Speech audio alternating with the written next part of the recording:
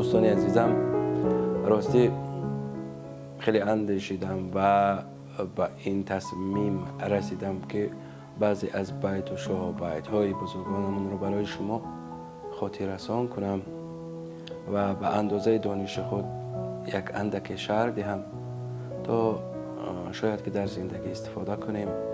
و راستی شاید از این بیت هایی که من میخوانم اکثریت آنها رو شما از یاد میدونید از دوران کودکی، اما راستی شاید باری هم در زندگی استفاده نکردیم یا شاید از آن بهره‌ور نشدیم.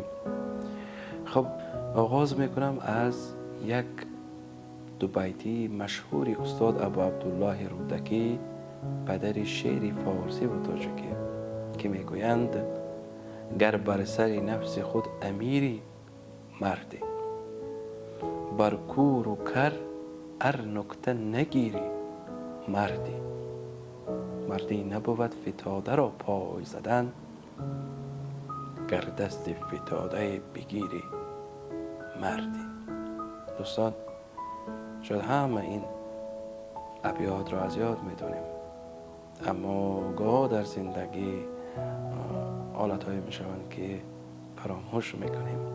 وقتی جای تطبیق همین بیت است، جای استفاده کاربرد از همین بیت است، در عمل فراموش میکنیم.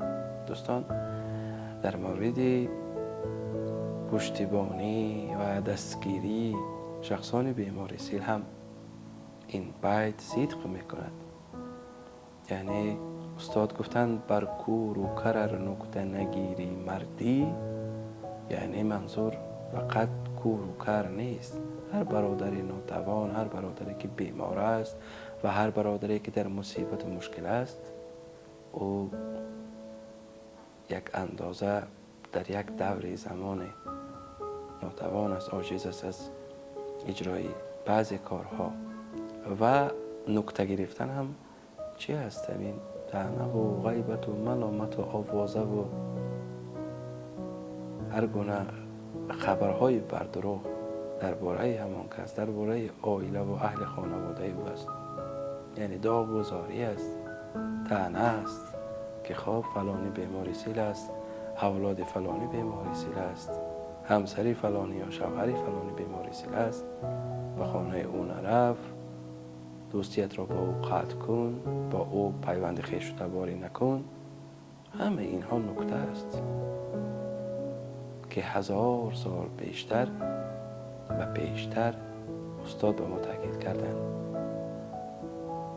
که نکته نگیریم تا مرد باشه. خب مردی و جوان مردی، پس یک جنبه نکته نگرفتن بوده است و یک جنبه دیگر میگویند گر دست فتاده بگیری مردی.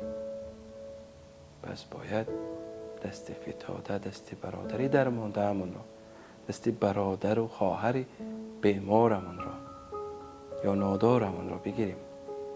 خودمون هم مردم میگوییم که برابری و برادری، پس بیاید برابر باشیم تا همه برادر باشیم. رحمت